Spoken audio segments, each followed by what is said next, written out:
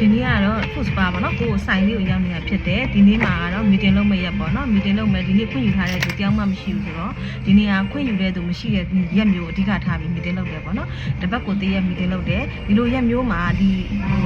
ဆိုင်ပေါ့နော်ဆိုင်အောင်ရောက်လို့ရှိရင်အဓိကလုပ်ဖြစ်တာလေးတွေကဘာလဲဆိုတော့ပေါင်ချာလေးတွေစစ်တာပေါ့နော်ပေါင်ချာစာအုပ်လေးတွေစစ်တယ်ပြီးလို့စရင်လေးတွေပေါ့နော်အဲ့လိုလေးစစ်တယ်ပြီးတော့ meeting လုပ်ခံပြီးဆိုလို့ရှိရင်အများနဲ့ကိုလုပ်ဖြစ်တာကပေါ့နော်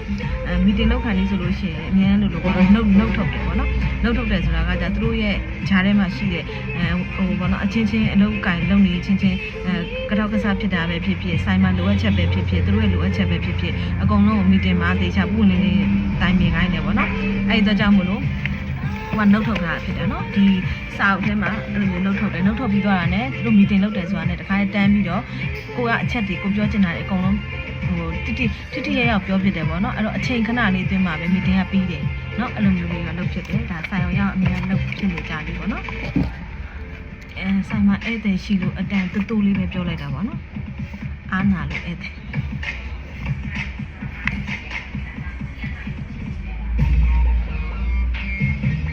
ဒါကတော့ manager ပြန်ပြောပြတဲ့ဟာလေးတွေတချို့အဆင်မပြေရလေးရှိရအဆင်ပြေတဲ့ဟာမျိုးလေးအဲ့လိုမျိုးဆိုလို့ရှိရင်ကိုကပြန်သိတဲ့ဟာလေးတို့သူတို့အဆင်မပြေရလေးတို့လည်းသူတို့နားနေမလွဲရအောင်အဲ့လို meeting ကလုပ်ကိုလုပ်ပေးတင်တယ်ပေါ့နော်ဆိုင်လေးဆိုင်မှာတစ်ပတ်တစ်ချိန်လောက်တော့အနည်းဆုံးပေါ့နော်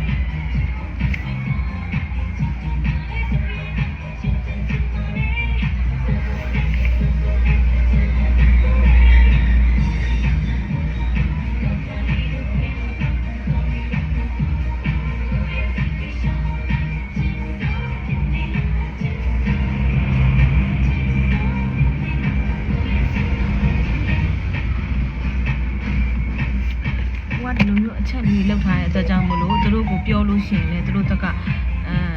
သူတို့အစင်မပြေတဲ့ရအခုတည်ရတယ်ချက်ချင်းပဲမှတ်ထားလိုက်တယ်ပြီးရတယ်သူတို့ပြောစရာရှိရတယ်သူတို့အဲ့လိုလူစုံပြီးဆိုပြောလိုက်တယ်ပေါ့နော်အဲ့အချင်းလေးကတော့တခုတော့ကောင်းပါတယ်နော်ဒါလူတိုင်းကို share လုပ်ပေးတာပါဒီလိုမျိုးလေးကတော့သူတို့တော့လည်းအဆင်ပြေတယ်အခုကဧည့်သည်ကြာလာလို့ဗီဒီယိုဒီလောက်နဲ့ပဲရက်လိုက်တော့မယ်နော်ဒါကိုစကားပြောတော့အရန်ကျင်းနေလေဧည့်သည်အနောက်ဆက်ဖြစ်မှာဆိုလို့နော်ဒါကတော့ကိုကဆိုင်လေးရောက်တဲ့အချိန်မှာအမှတ်တရ vlog လေးရက်လိုက်တာဖြစ်ပါတယ်ကဲအားလုံးကျေးဇူးပါတတာတကြံညရင် promotion ရှိရပြောဖို့မေးလေ၄လပိုင်းညရင်နေ့ရကလေး food spa ဆိုင်မှာ promotion အကြီးကျယ်ရှိပါတယ်เนาะ promotion ကိုလာတဲ့ဧည့်သည်တိုင်းကလည်းအရင်ကြိုက်ကြတယ်เนาะတစ်လားတစ်ခါအများနဲ့ promotion ကတော့မတူညီအောင်လှည့်ပတ်ပြီးလုပ်နေတာဖြစ်တယ်အဲ့တော့၄လပိုင်းကျလို့ရှိရင်လည်း promotion ချမှာဖြစ်တဲ့အတွက်ကြောင့်မလို့လာရောက်ပြီးတော့အားပေးကြပါအောင်လို့ဖိတ်ခေါ်ပါတယ်เนาะတကြံလည်းရောက်တော့မှာဆိုတော့အားလုံးပဲမြန်မာနှစ်တကူမှလည်းပျော်ရွှင်စရာတွေနဲ့ကြုံပါစေလို့ဆုတောင်းပေးပါတယ်เนาะဒါဆိုလို့ရှိရင်အလုပ်လေးဆက်လုပ်လိုက်ပါအောင်မယ်တတား